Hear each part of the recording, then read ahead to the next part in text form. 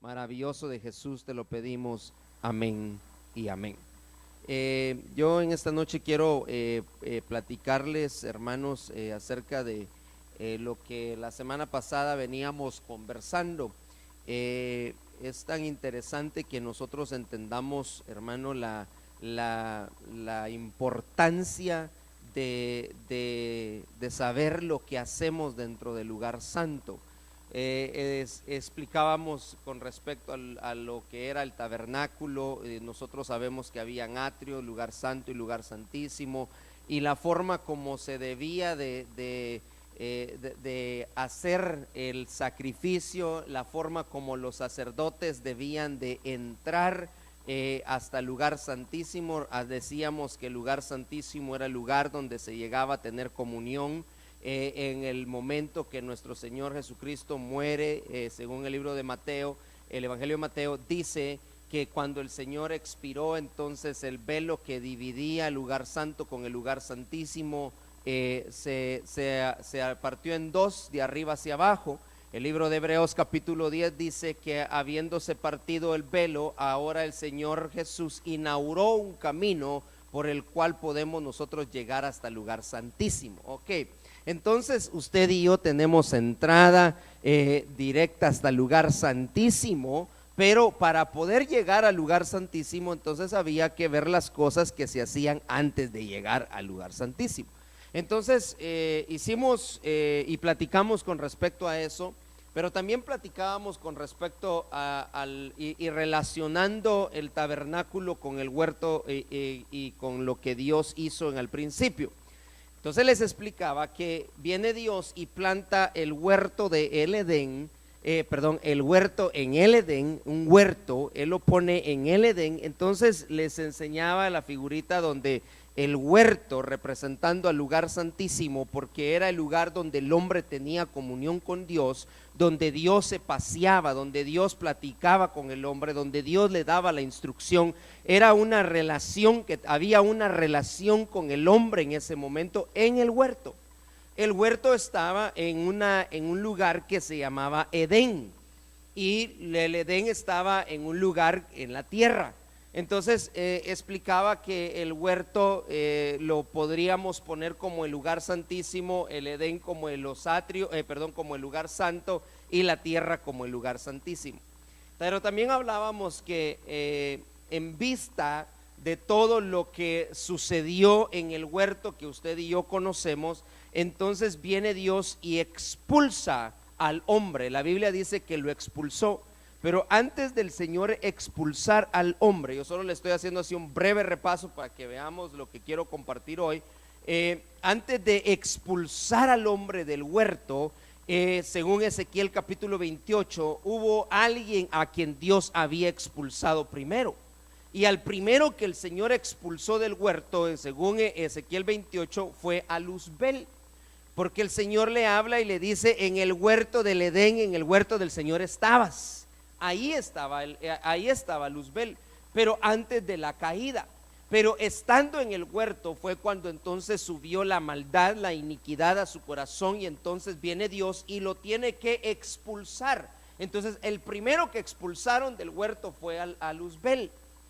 Ahora bien, el Señor traslada, y eso era lo que le explicaba, traslada ahora el huerto al Edén, a un lugar específico en la tierra.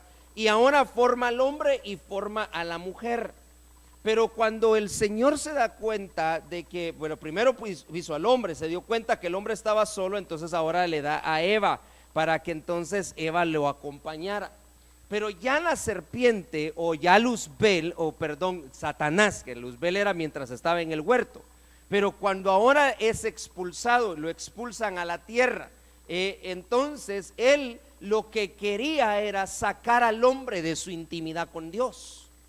Y como él ya había estado en el huerto, él sabía qué era lo que en el huerto había. Y usted sabe que en el huerto habían dos árboles, de los cuales el Señor le dijo: bueno, de todo árbol puedes comer, del único que no puedes comer es del árbol del bien y del conocimiento.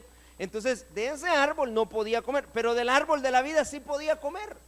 Entonces el hombre estaba siendo alimentado constantemente de todos los frutos que daba el huerto, más del árbol de la vida.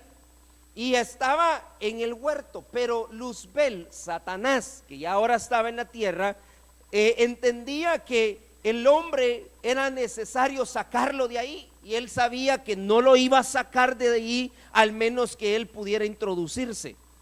Lo tremendo de todo esto es que usted sabe que el hombre, cuando es expulsado del huerto, el Señor pone querubines con espadas resplandecientes de fuego en la entrada para que el hombre no entrara.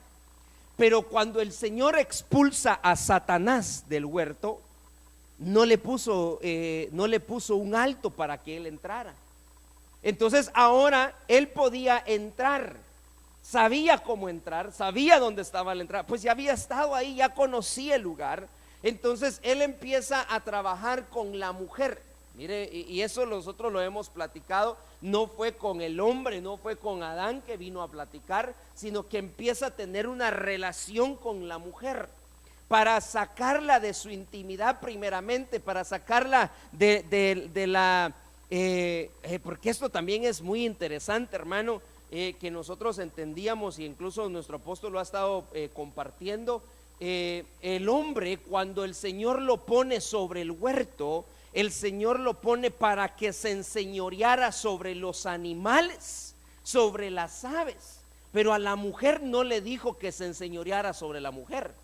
Entonces, mientras la mujer estaba en el huerto, el hombre se podía enseñorear de todo, pero no de la mujer.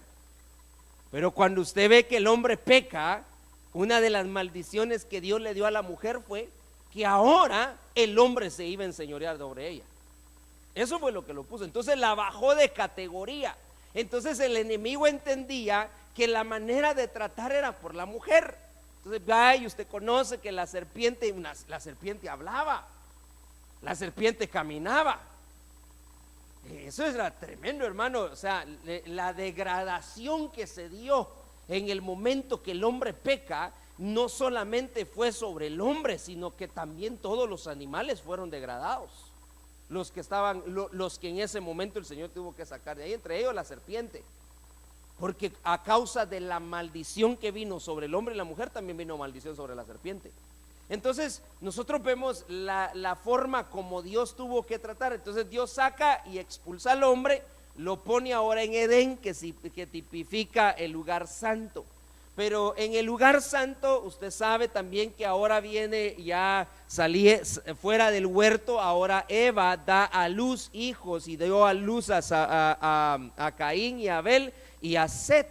Eran 3 hijos tuvo ella en Edén, ya no en el huerto, recuerde, porque al huerto ya no podía regresar. Entonces Edén tipifica el lugar santo. Ahí en Edén Eva dio a luz.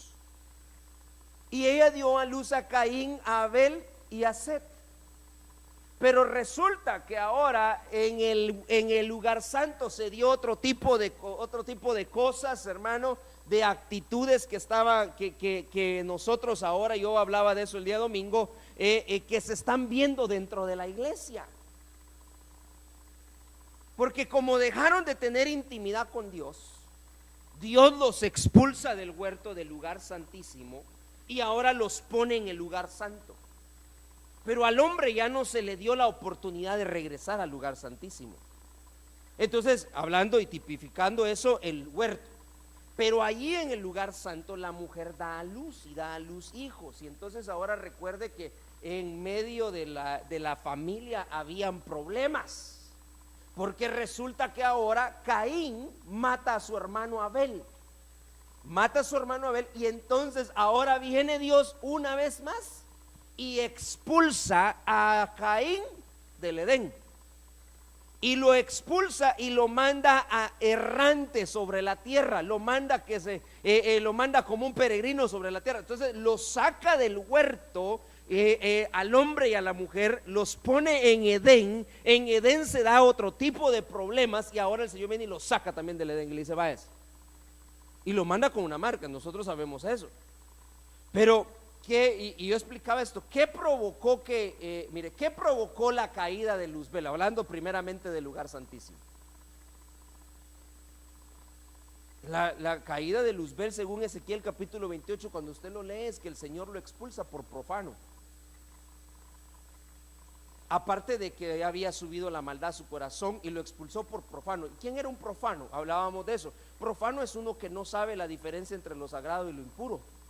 Profano, el profano es uno que menosprecia, y Esaú menospreció. Entonces, ¿qué va a hacer que Dios te expulse de tener intimidad con Él? ¿Qué va a impedir que tú llegues a tener intimidad con Dios? ¿Qué te va a impedir llegar hasta el lugar santísimo para tener comunión con Dios o intimidad con Dios? Es el que tú no sepas distinguir entre lo sagrado y lo impuro. Es que tú empieces a menospreciar. Y entonces ahí empezamos a hablar el domingo de una serie de situaciones. Bueno, eso fue con Luzbel. ¿Qué hizo que Dios expulsara al hombre del lugar santísimo? Lo que pasó fue que el hombre no quiso reconocer su pecado, porque aún estando dentro del huerto, el Señor lo busca y le pregunta a Adán: Adán, ¿dónde estás, Adán? Porque lo que quería Dios era que el hombre de alguna manera reconociera que le había fallado a Dios. Si el hombre hubiera reconocido que él cometió un error y se hubiera arrepentido de corazón, posiblemente las cosas hubieran sido diferentes. Si el Señor amaba al hombre, era su máxima creación. Pero ¿qué hizo el hombre? Pecó, pero sí, él empezó y dijo: no, la mujer que me diste, dijo. Él nunca quiso aceptar su error. El problema de mucha gente hoy que va a estar siendo expulsada de tener intimidad con Dios, o que no le va a permitir tener intimidad con Dios, no va a poder entrar hasta el lugar santísimo, es que no aprendan a reconocer sus errores. Yo solo le estoy haciendo un gran resumen, breve, pues digamos breve, pero de todo lo que platicamos la semana pasada. Bueno, lo cierto es que entonces ahora el hombre es expulsado, las razones ya las explicamos.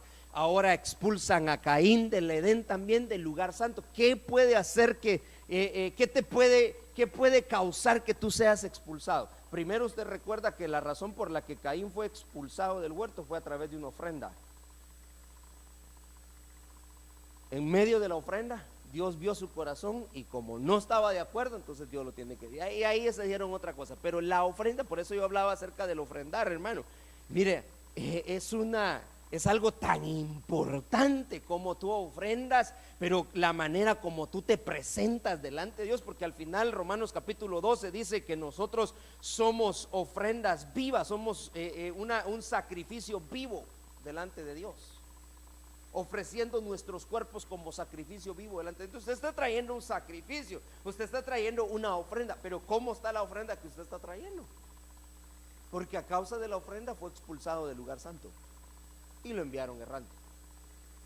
Muy bien, entonces ahora yo viendo todo esto, decía, bueno, el hombre cuando lo sacan del huerto, buscó la manera de regresar al huerto. Él quería regresar al huerto, pero no se le permitió regresar al huerto. Entonces ahora Dios a nosotros, usted recuérdese que lo que en el huerto había, la vida del hombre dentro del huerto no era la misma vida fuera del huerto, porque hubo una degradación. ¿Qué era lo que mantenía al hombre dentro del huerto? Primero, que él no se alimentaba de cualquier cosa, él se alimentaba de los árboles que el Señor había plantado, pero sobre todo que constantemente comía del árbol de la vida. Si de ese le habían dado permiso para comer, del que no le habían dado permiso para comer era del otro. Entonces el hombre constantemente era alimentado. Hemos platicado que la vida en sí, porque usted sabe que en la sangre está la vida. La vida del hombre no era la sangre, sino que eran seres lumínicos. Lo que había en él era luz en vez de sangre.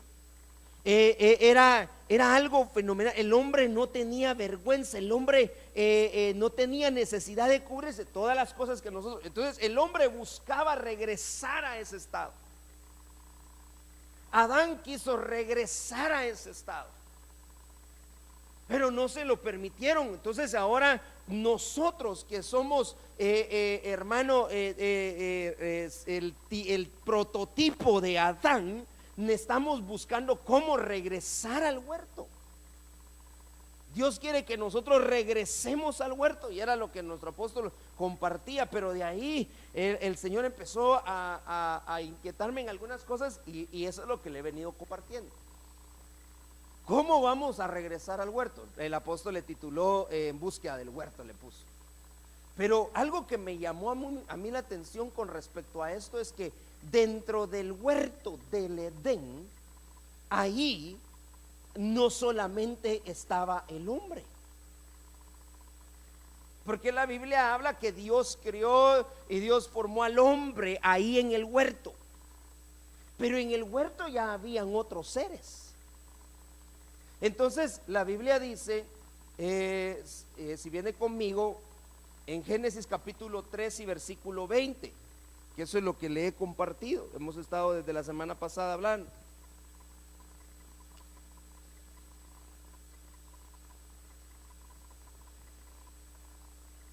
Y el hombre le puso por nombre Eva a su mujer, porque ella era la madre de todos los vivientes. Entonces, ahí en el huerto habían vivientes, no gente viva, sino vivientes. Eran vivientes. Entonces ya Eva era madre, Eva era mamá. Pero usted se recuerda que la maldición que cayó sobre Eva, ¿cuál fue la maldición que cayó sobre Eva, aparte de que el hombre se iba a enseñorear sobre ella? Y ahora iba a tener parto con dolor. Eso quiere decir que antes, cuando ella daba luz, no tenía dolor. Entonces ella dio a luz hombres vivientes dentro del huerto. Entonces, si en ella y en Adán no había sangre, sino que eran seres lumínicos, ¿cómo iban a ser sus hijos? Igual que ellos, ¿verdad? Seres lumínicos, seres vivientes. Entonces Eva, cuando sale del huerto, la sacan a ella, pero adentro del huerto ella dejó hijos. Adentro del huerto había familia que se había quedado. Sacaron, como decir, sacan al papá y a la mamá y le dijeron: ahora te tienes que ir porque pecaste. Pero ellos no. Entonces ellos quedan en el huerto. Entonces ahora el hombre y la mujer querían regresar al huerto, porque sabían lo que ahí había. Aparte de tener la intimidad con Dios, su vida iba a ser totalmente diferente. Entonces dentro del huerto habían seres vivientes. Y cuando yo investigaba esto, usted sabe que cuando vemos nosotros en el original la palabra viviente, es la palabra zoe, no es la palabra bios, de vida. La palabra vida en el Nuevo Testamento y en el Antiguo tiene varias acepciones. En el griego hay vida, bios, de biológica, su vida biológica, y su vida zoe. Entonces, para decir vida en griego se puede decir bios y se puede decir zoe. Pero cuando nosotros vemos la palabra que estaba ahí, entonces dice que Eva era madre de los vivientes, era madre de zoes, no de bios. Entonces la vida bios, oiga bien, pues es la vida natural y biológica que usted y yo tenemos. Comienza cuando nacemos y termina cuando morimos, según el diccionario. En esta etapa hay necesidades en el cuerpo. Ahí se ven nuestras actitudes humanas. Entonces es su vida bios. Usted nace, crece, se reproduce y muere. Esa es su vida biológica. Usted tiene necesidades biológicas. Amén. Ahora, la vida zoe es la vida espiritual del hombre. La vida que Dios nos da a nosotros está manifestada por medio de Él. Entonces, cuando nosotros hablamos de la vida zoe, estamos hablando de la luz en nosotros. Perdón, zoe con Z. Entonces no es la misma vida biológica. Usted sabe que cuando Jesús viene a la tierra, Jesús, hermano, dice que se despojó de sí mismo. Él dejó su vida zoe por venir a tomar una vida bios a la tierra. Entonces Él viene, nace, crece, se reproduce en la tierra, Jesús. Y luego viene a la cruz y muere. Y ahora que Él muere, entonces Él recupera una vez más su vida zoe. Y ya en la vida zoe, su vida espiritual, recuérdese que Él ya tiene manifestaciones. Él se presenta a los discípulos lo conocen, lo ven caminar sobre las aguas en el mar. Hermano, tiene un discipulado con los discípulos por 40 días y luego es ascendido a los cielos. Pero claro, pero ya no era su vida bios, porque en Él ya no había sangre, sino que había luz. Pero su cuerpo era el mismo, porque lo reconocieron sus discípulos. Recuérdese que uno de ellos, hermano, le pide meter su dedo en los hoyos de los agujeros de sus clavos en la mano, de tal manera que Jesús viene a recuperar lo que en algún momento Él se despojó, no que lo perdió. Entonces Jesús se despoja, el Hijo de Dios se despoja de su vida zoe y viene y toma forma de hombre, bios, como usted y como yo. Pero al morir en la cruz se terminó su vida bios, y entonces ahora viene y recupera su vida zoe. Y esa es otra ya empiezan las manifestaciones, pero esa es otra etapa en la vida. Entonces nos da a entender a nosotros muchas cosas. Nosotros estamos, hermano, buscando cómo regresar al huerto. Nosotros vamos a un lugar especial, dice el Señor: yo voy pues para preparar lugar para vosotros, para que donde yo esté, vosotros también estéis. Ahí vamos. Pero ¿cómo vamos a llegar ahí? Usted y yo no podemos llegar con nuestra vida vivos. Entonces tiene que haber una transformación de vivos a vivientes. De vivos a vivientes. ¿Por qué? Porque cuando, le digo esto, porque cuando el hombre peca, el Señor lo saca del huerto. ¿Qué pasó con el huerto? El huerto no se quedó en la tierra, porque hasta la fecha andan buscando el huerto y no lo encuentran. El huerto no está en la tierra. Entonces, ¿qué hizo Dios? Toma el huerto, lo levanta y se lo lleva. Se lo lleva a otro lugar.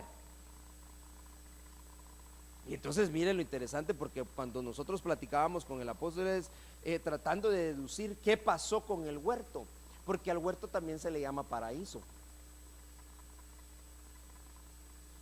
¿Y dónde más usted encuentra el paraíso en la Biblia?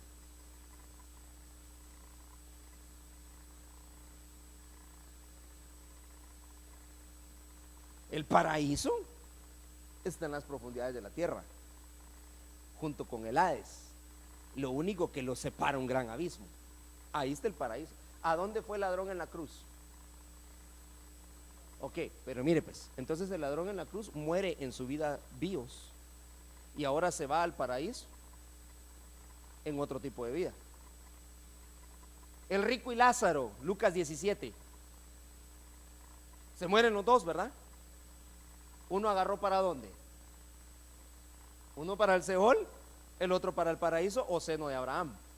Para ahí agarró.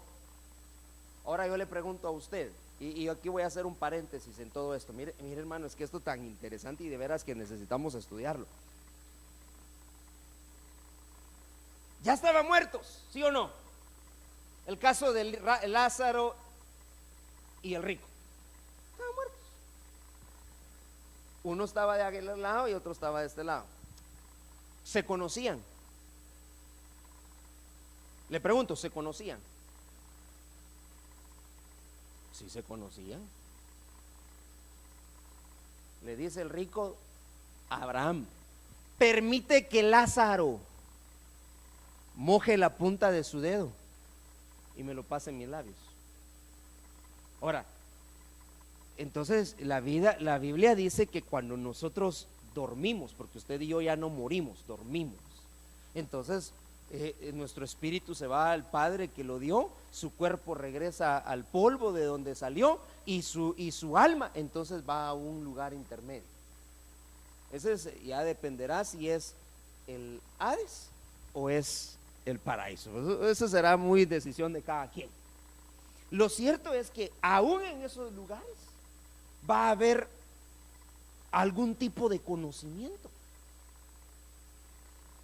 ¿Qué pedía el rico cuando estaba en el Seol? ¿Usted se recuerda de la historia? Ayúdeme pues usted que leyó. ¿Qué pedía?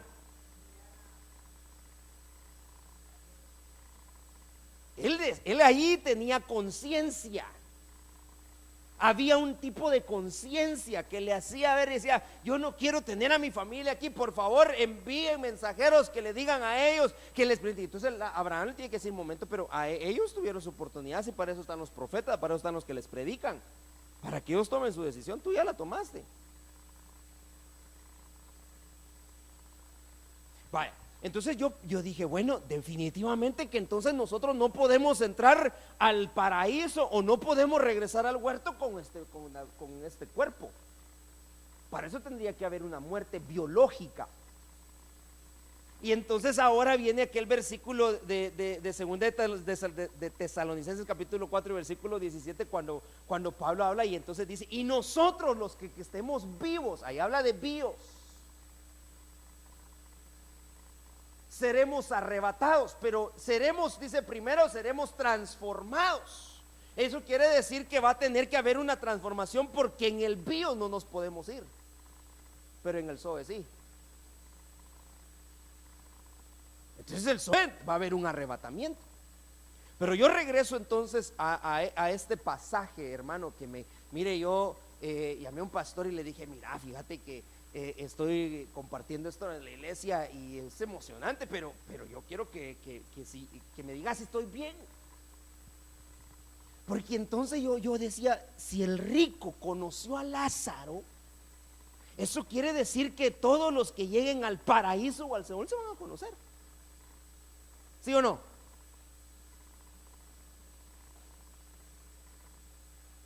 Y mire, yo entiendo que cuando seamos transformados, ya sea que muramos, que durmamos, y que dice la Biblia que los muertos en Cristo resucitarán primero, que seamos levantados después de pasar el tribunal de Cristo al cual nosotros vamos a llegar, y seamos aceptados, entonces usted ya no se va a llamar Gloria, ya no se va a llamar Lidia, usted ya no va a tener ese nombre, porque entonces le van a entregar un nombre nuevo.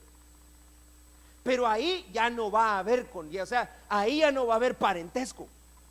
Ahí nada de que aquí está Jonathan, mi hijo, ni que Marco, no, allá se acabó. Pero eso es allá.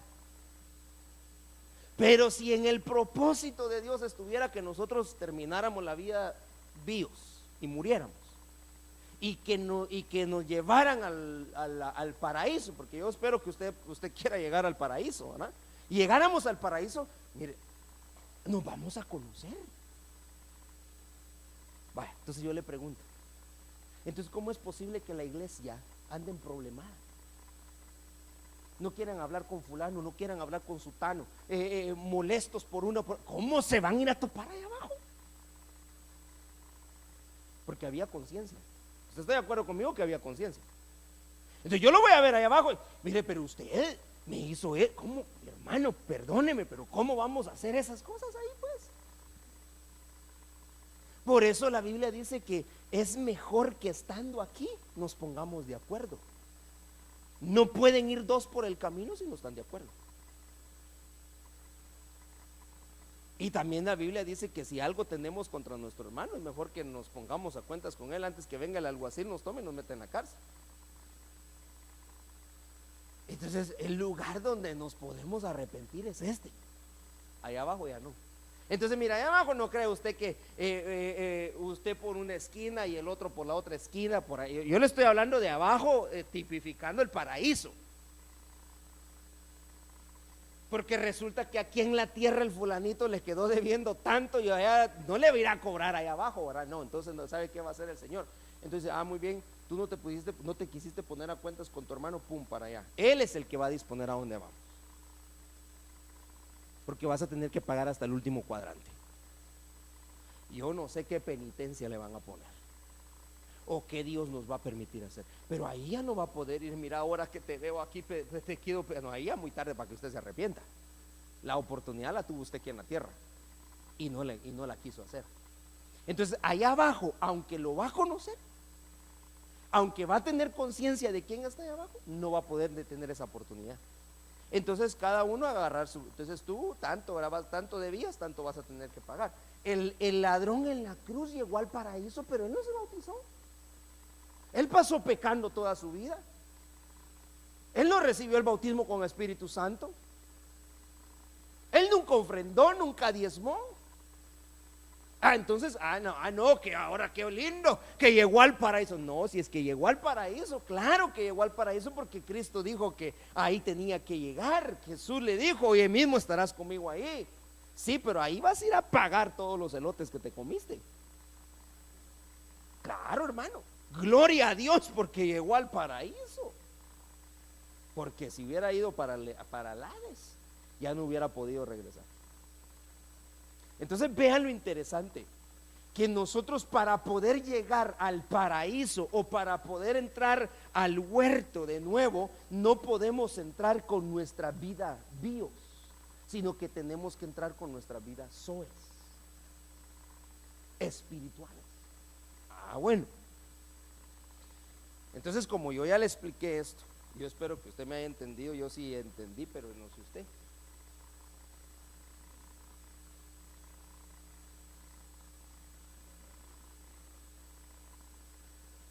¿Sí entendió? Mire, esto aquí, este cuerpo que a nosotros nos dieron, que por momentos se deforma, ¿verdad?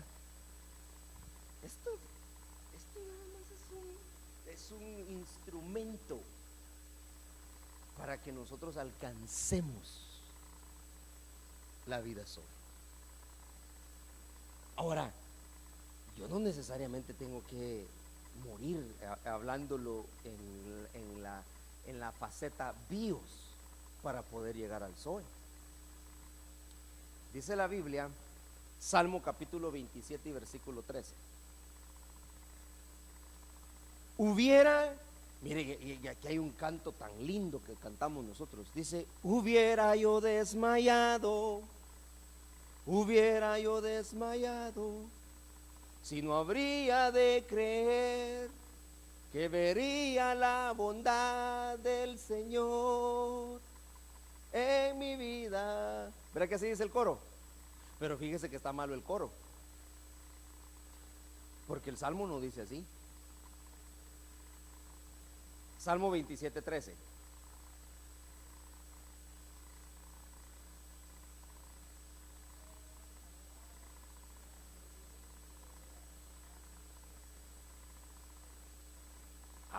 Entonces no dice en mi vida. Dice, hubiera yo desmayado si no hubiera creído que había de ver la bondad del Señor en la tierra de los vivientes.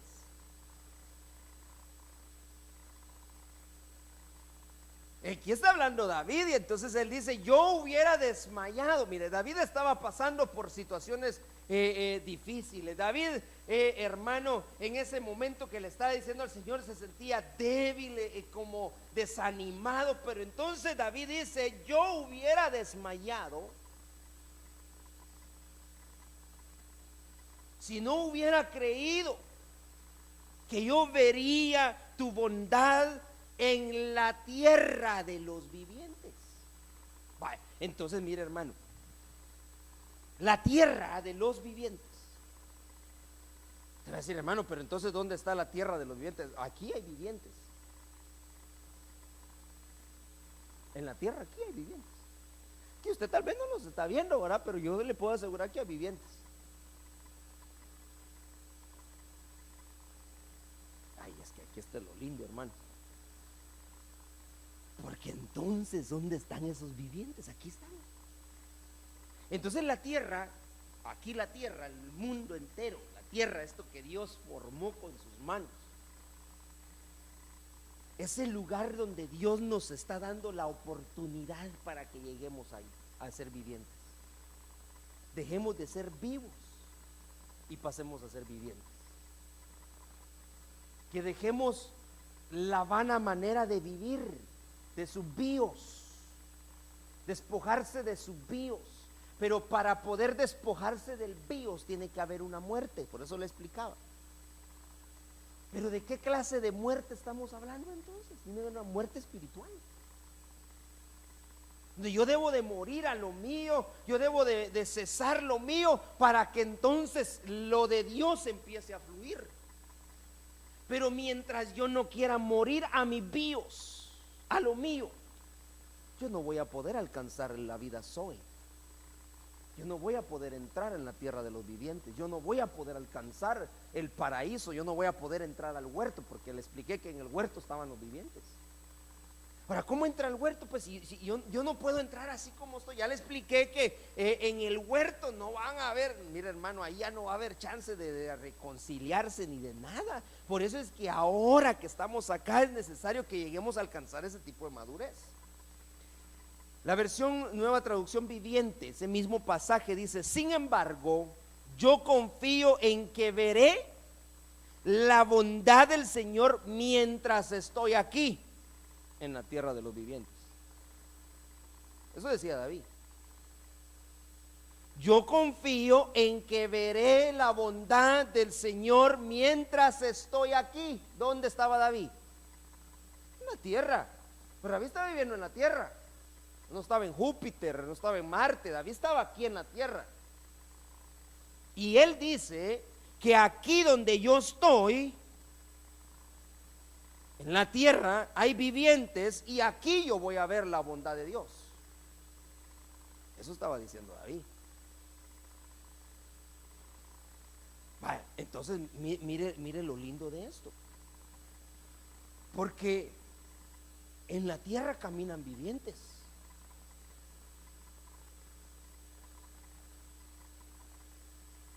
Los vivientes son los únicos que van a poder ser arrebatados. Porque ya le expliqué que para poder llegar al arrebatamiento y para poder llegar donde el Señor está, usted y yo no podemos entrar así. Carne y sangre no entrarán en el reino de los cielos. Usted lo sabe, ¿vale? Bueno, entonces eso quiere decir que no va a entrar mi carne ni mi sangre. Pero claro, ¿cómo estaba? Entonces tenemos que alcanzar una estatura como la que alcanzó Jesús. Entonces tenía cuerpo, pero no tenía sangre, tenía luz. Porque se acuerda hermano, que él mismo le tuvo que decir a sus discípulos que no era un fantasma, que claro, con su cuerpo podía traspasar paredes. Pero cuando le presenta al discípulo ¿cómo se llamaba? El que dudó, no, Tomás era el que dudó. Bueno, no le puso la mano así que no se miraba, sí le puso su mano. Mire, por eso es que hoy yo estoy tan emocionado con esto, porque yo digo, tenemos que llegar a dar esa talla, hermano. Vaya, entonces sigamos acá. Pues David dijo: aquí hay vivientes, y yo aquí, mientras estoy aquí, yo voy a ver, y yo voy a ver la bondad de Dios.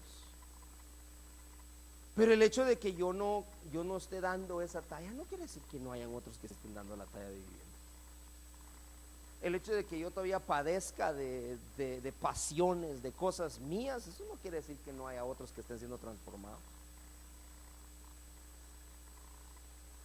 Apocalipsis capítulo 4 y versículo 6.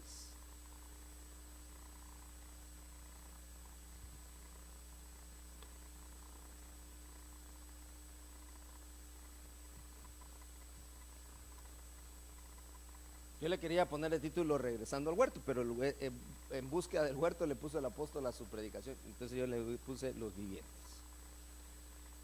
¿Cómo regreso yo al huerto? No voy a poder regresar más que con mi vida sola. Bueno, Entonces mire, pues Apocalipsis 4:6. Junto al trono y alrededor del mismo hay 4 seres vivientes, llenos de ojos por delante y por detrás. 7. El primer ser viviente es semejante a un león. Y el segundo ser viviente es semejante a un becerro. El tercer ser viviente tiene una cara como de hombre. Y el cuarto ser viviente es semejante a un águila volando. Y cada uno de los 4 seres vivientes tiene 6 alas. Y alrededor por dentro están llenos de ojos. Ni de día ni de noche cesan de decir: Santo, santo, santo es el Señor Dios Todopoderoso, que era y que es y que ha de venir. Vaya, mire, ahí habla de los seres vivientes. Entonces, ahora Juan, este es Juan, el hombre, Juan, lo transportan de una manera sobrenatural a Juan y lo llevan a ver el trono de Dios. Pero Juan estaba, él estaba, usted sabe que estaba en la isla de Patmos, en su cuerpo, en su vida bios. Pero de alguna manera el Señor por el Espíritu lo lleva hasta allá, hermano. Como dijo Pablo, yo no sé si al tercer cielo, ¿a dónde lo llevó el Señor? Lo cierto es que es transformado Juan, llevado a ver el Apocalipsis, llevado a ver, hermano, todas las cosas que iban a suceder en este tiempo, y logró ver el trono. Pero cuando él ve el trono, él se dio cuenta en 4 seres vivientes. Habían más, pero él solo vio 4, según la visión que vio Juan. Y entonces ahora viene él y empieza a describir la forma como los veía. El primero que vio, dice que lo vio semejante a un león. No dice que vio un león. Cuando yo digo que es semejante a qué me estoy refiriendo? Parecido a un león, ¿verdad? O sea, el ser viviente que él vio, el ser que en ese momento en la visión él vio, lo que él vio lo vio semejante a un león, porque lo que él vio fue actitudes como la de un león. Tal vez su rostro, su manera de ser era como la de un león, pero aquí él estaba describiendo a Cristo Jesús. Pero ahora usted se recuerda que nosotros tenemos que llegar a la semejanza de él, ¿verdad? Y entonces, si él cobró vida de vivientes, vida Zoe, entonces usted también y yo tenemos que llegar ahí.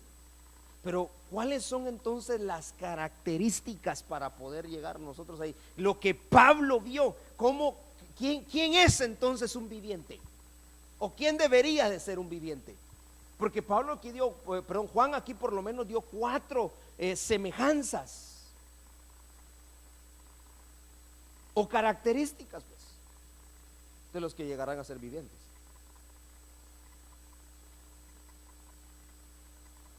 Regreso al 6. Eran 4 seres vivientes. Tenían ojos por delante, por detrás. Eso es tremendo, hermano. O sea, en otras palabras, estaba vigilando todo el tiempo, o sea, que por todos lados. El hombre, el personaje que vio, era alguien que estaba velando, despierto, porque lo veía, que él miraba para todos lados. Estaba atento, estaba consciente de su alrededor, el ser viviente. Pero el primero lo vio semejante a un león. Ya vamos a hablar de eso. Luego lo vio otro que se parecía a un becerro. semejante a un becerro. Entonces yo ahora veo a otro ser viviente, pero este ya no lo veo como con las características de un león, ahora este lo veo con otro tipo de características, ¿verdad? De becerro, de un toro, dice ahí.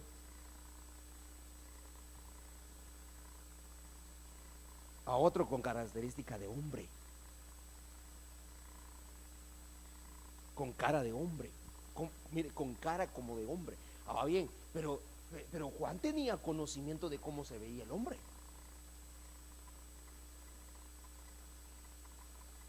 Y ahí vamos a hablar después de eso. Otro, semejante a un águila volando. Hermano, y mire, ahí hay que hablar del águila cuando vuela. Las características del águila. Pues el águila cuando va volando, mire, el águila, ahí hay mucho que hablar, hermano, del águila. Pero entonces yo llego a pensar y digo, claro, dentro de la tierra, aquí en la tierra, aquí se están formando los vivientes. Aquí es donde van a tener que llegar a dar la talla los vivientes, los que han de llegar a ser vivientes. Pues hay otros que se van a quedar con su bios, nunca van a alcanzar la categoría Zoe.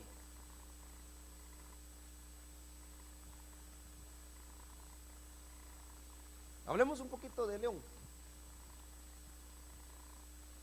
Proverbios 30:29.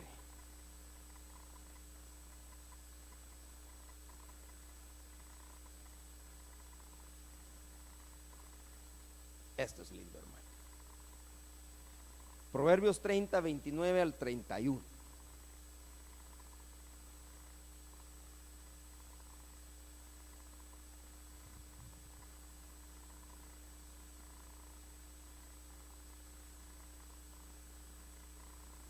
Hay tres cosas majestuosas en su marcha y una cuarta elegante al caminar. La primera, el león, poderoso entre las fieras, que no retrocede ante ninguno. El gallo, que se pasea erguido. Asimismo el macho cabrío y el rey cuando tiene el ejército con él. Vaya, pero entonces aquí está hablando del caminar.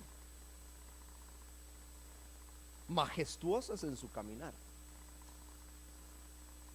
Eso es lo que dice Proverbios. Y la primera que describe Proverbios, aquí está hablando el sabio Salomón, hermano. Un hombre con una sabiduría de parte de Dios. Y entonces dice Salomón hablando acá y dice, miren esto, algo que es tan interesante y tan majestuoso cuando camina, es el león. ¿Cómo se pasea el león? Entonces yo digo que cuando Juan vio aquel ser viviente semejante a un león, Juan se puso a pensar en Proverbios capítulo 30, versículo 29 y 30. Porque el león no retrocede por ninguna cosa. Entonces, imagínense la visión. Es que esto es lo lindo. Imagínense Juan viendo lo que estaba pasando en el trono y de repente vio 4 seres vivientes y entonces le muestran 4 seres vivientes y los va examinando. Yo imagino que Juan le ha de haber dado la vuelta porque se dio cuenta que tenían ojos por todos lados, por detrás también. Si Juan solo lo hubiera visto de frente, no hubiera podido saber si tenía ojos atrás. Eso quiere decir que Juan o él le fue a dar la vuelta al ser viviente o el ser viviente pasó modelándole a Juan y le daba la vueltecita y lo estaba viendo. Pero aquí, cuando yo empecé a ver lo del león, hermano, en su majestuosidad del león, es uno de los animales que no retrocede. Entonces, si estamos hablando de las características del ser viviente, de los seres vivientes, para llegar a tener esa semejanza a ser viviente, una de las cosas que vamos a tener que aprender a hacer es a no retroceder. El león no retrocede. En su caminar el león no retrocede. Si empezó a caminar, hermano, se pasea el león. Y aquí dice, mire, es que a mí me llamó la atención, dice, en su marcha, elegante al caminar, la elegancia, poderoso entre las fieras y que no retrocede.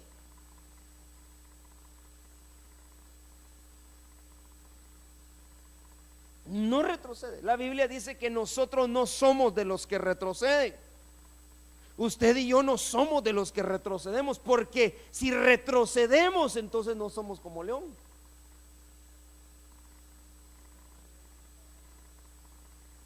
Imagínense, por nada, pero hoy resulta que en la iglesia la gente que ha creído, que sabe que hay un arrebatamiento, por cualquier cosa se vuelven atrás. Pero Juan, cuando vio el ser viviente, dijo: no, definitivamente, esa majestuosidad con la que vio Juan en el personaje, en el ser viviente, lo vio semejante a un león, así erguido el león. Ay, hermano, claro, lo vamos a ver en su caminar.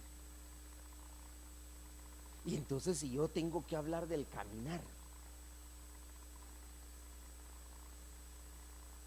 yo tengo que pensar en alguien que llegó a categoría de viviente aquí en la tierra. Claro, Jesús, pero ¿sabe quién más entre los vivientes? Enoc. ¿Qué dice de Enoc? ¿Cuántos años caminó con Dios?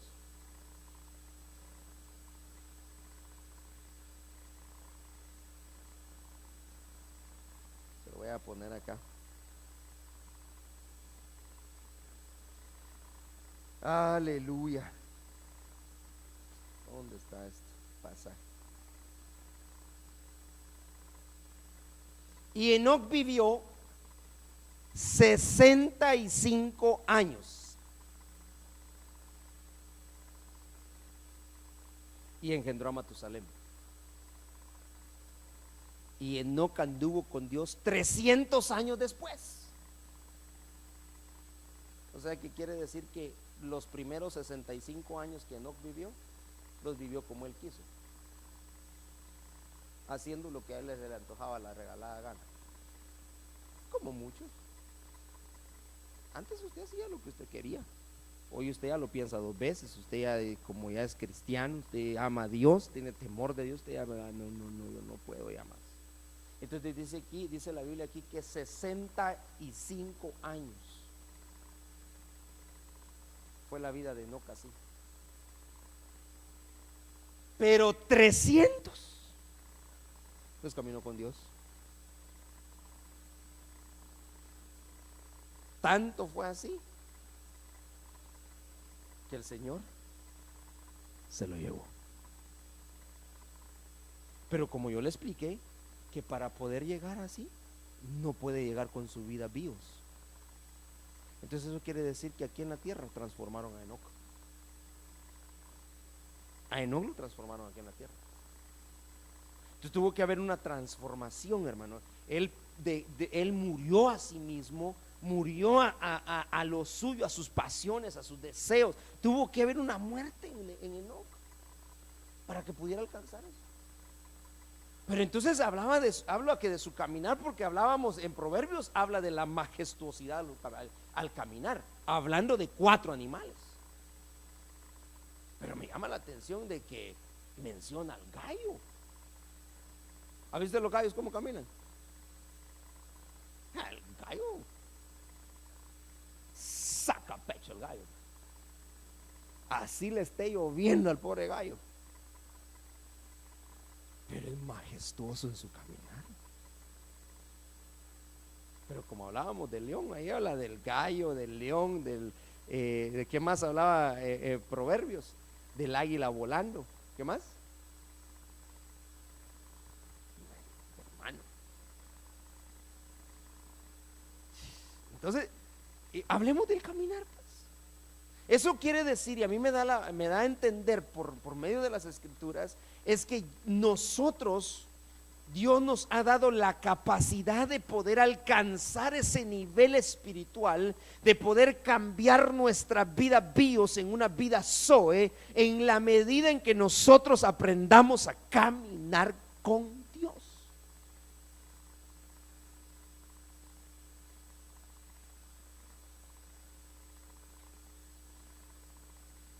¿Dice amén?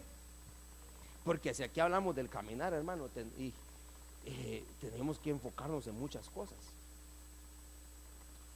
Le voy a poner un ejemplo hablando del caminar. No es lo mismo que usted vaya caminando adelante que caminando atrás. Cuando usted va adelante, ¿qué quiere decir? Que usted es el que va guiando. Y el que va atrás siempre sigue, ¿verdad? Pero cuando usted va atrás, ¿qué viene haciendo? Usted viene siguiendo. Entonces hay momentos en los que Dios nos permite que vayamos adelante y hay momentos en los que nos permite que vayamos atrás. Las ovejas oyen la voz de su pastor y el pastor la sigue. Así dice la Biblia. Ellas siguen al pastor. ¿Dónde va el pastor? Ahí van ellas. Y el pastor no las tiene que ir a arrollar.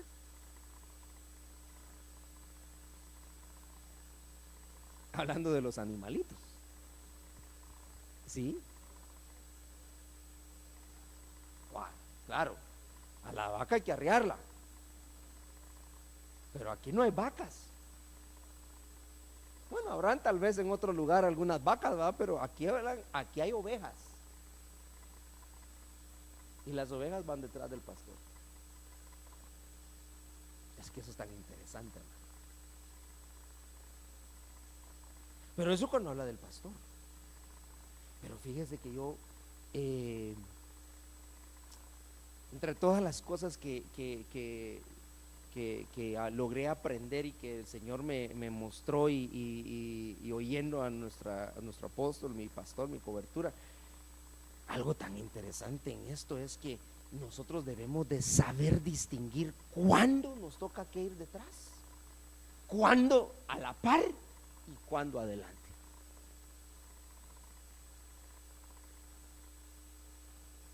Por ejemplo, en el matrimonio, ¿cómo debería ser el caminar en el matrimonio? ¿Adelante, atrás o a la par? Ay, hermanos, los casados, ¿dónde vamos caminando? No, a la par. ¿Sabe por qué? Porque igual es ella, igual soy yo. Aquí ni él es, dice, hablando de los hombres, claro, él es la cabeza. Porque le voy a dar un ejemplo de un matrimonio que permitió que la señora fuera atrás. Lot. El problema de Lot es que yo soy hombre y a mí qué me importa, y yo me voy y yo hago lo que a mí se me antoja la regala. Muy bien, está bien, deja a tu mujer atrás, pues. ¿No era su mujer, no? ¿Qué pasó porque la dejó atrás? Ella volvió a ver que si le hubiera llevado a la par, ¿qué le hubiera hecho? ¿Qué le hubiera hecho usted a su mujer si usted hubiera sido Lot y su mujer y Lota? ¿Para qué está volteando a ver atrás? Vamos. Pero como él iba, ahí va Lot, hermano. Dejó a la mujer atrás. Y la mujer se convirtió en una estatua de sal hasta la fecha, como señal. ¿Señal de qué? Y ahí podemos hablar muchas cosas. La Biblia dice: acordaos de la mujer de Lot, dice la Biblia, dando a entender que muchas cosas que no quiso dejar, y tanto que hemos hablado de Sodoma, del amor a las cosas materiales, claro, pero hablemos de su caminar.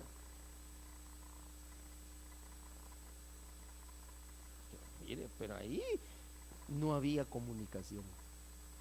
Ese es su problema. Pero ese es otro asunto familiar. Entonces dice acá que Enoc caminó con Dios.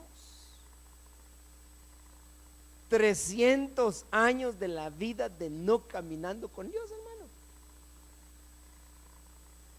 Si nosotros apenas nos empieza a ir bien y agarramos a hacer nuestras propias cosas, cuando estamos tronados, Señor, hoy sí quiero caminar contigo, Señor, tómame de la mano, Señor. Ya, pero cuando ya nos está yendo bien, no nos queremos soltar como los niños, ¿verdad? Que mientras usted no le da el juguetito, están agarraditos de la mano, pero ya cuando usted les dio el juguetito, hermano, y peor si es juguete nuevo, ya no quieren estar de la mano. ¿O no? O sus hijos, cuando eran chiquitillos, usted los agarraba de la manita y usted los iba a dejar a la escuela. Pero ahora que se crecieron, ni siquiera quieren que usted se aparezca a la reunión de maestros, porque ellos quieren hacer lo que ellos quieren. Yo solo estoy poniendo un ejemplo, porque también tengo hijos. Pero ¿cómo hemos de ser nosotros con Dios? Si queremos llegar a tener alcanzar la faceta de vivientes en esta tierra, ¿cómo debemos de ser? En nuestro caminar, como Enoc, como el león. Solo ahí hay dos cosas importantes: el león no retrocede y Enoc caminaba con Dios 360 años, 365 años vivió, 65 haciéndolo de él y 300 con Dios. O sea, ahí es casi más del 200% de su vida con Dios, si lo pusiéramos en porcentaje.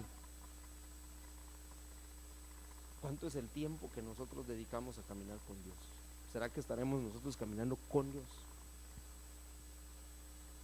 ¿Dónde irá Dios en nuestra vida? ¿Adelante, atrás o a la par? ¿Dónde lo lleva usted? ¿Dónde llevamos al Señor? Eso es importante para que nos vaya bien, si es que queremos alcanzar esta categoría, esa semejanza. Entonces, déjeme ver acá. Salmo 116, versículo 8 y 9.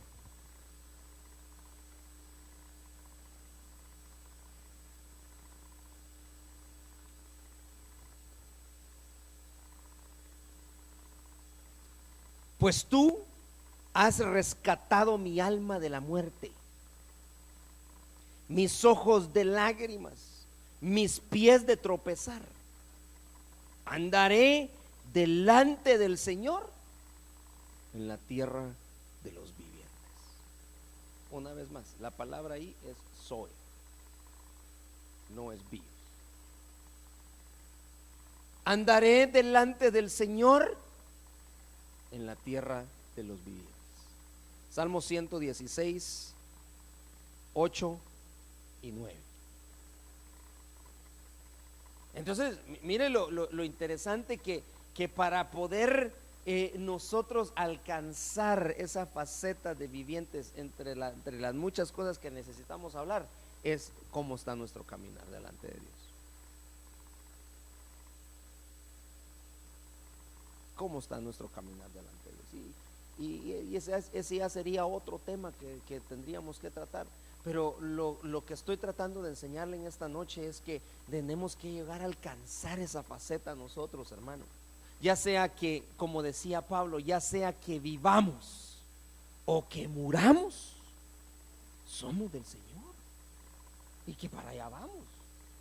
O sea, ya sea que usted, porque al final usted y yo no sabemos cuántos días nos tienen calculados sobre la tierra, pero que mientras llega ese día usted vaya dando esa categoría, que usted vaya alcanzando esa categoría. Porque si no, no vamos a poder, hermano. No se puede.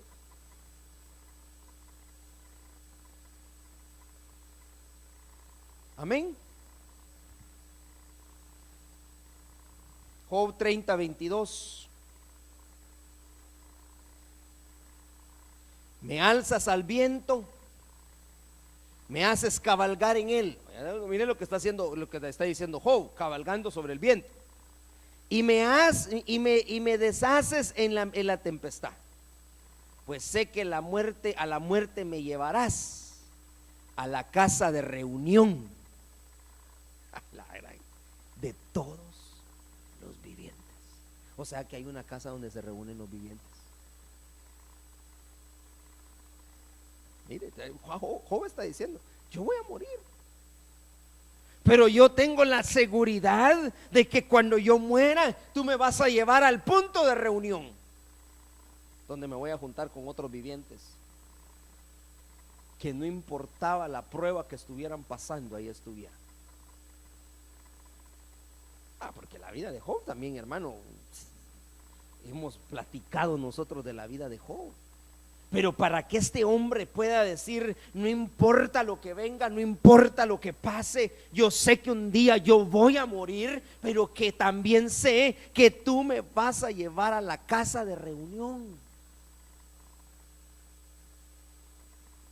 donde están los vivientes, donde me voy a topar con gente que caminó junto conmigo, que pasaron tal vez igual o menos o más las situaciones, las circunstancias, pero que no nos rendimos, que seguimos adelante, que nuestro caminar fue de tu mano, Señor. Hermano, lo que está diciendo Job.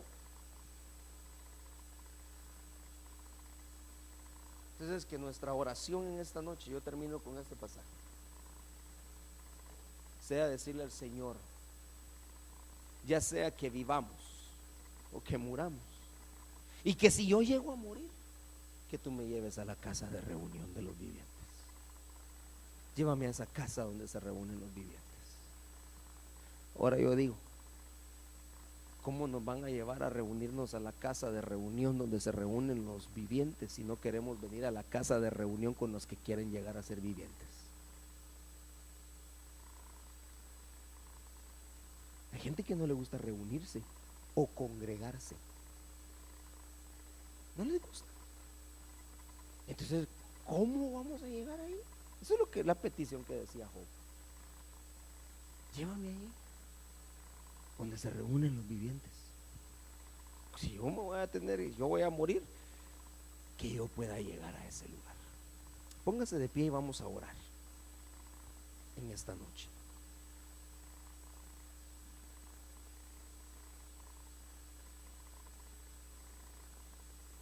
Hay más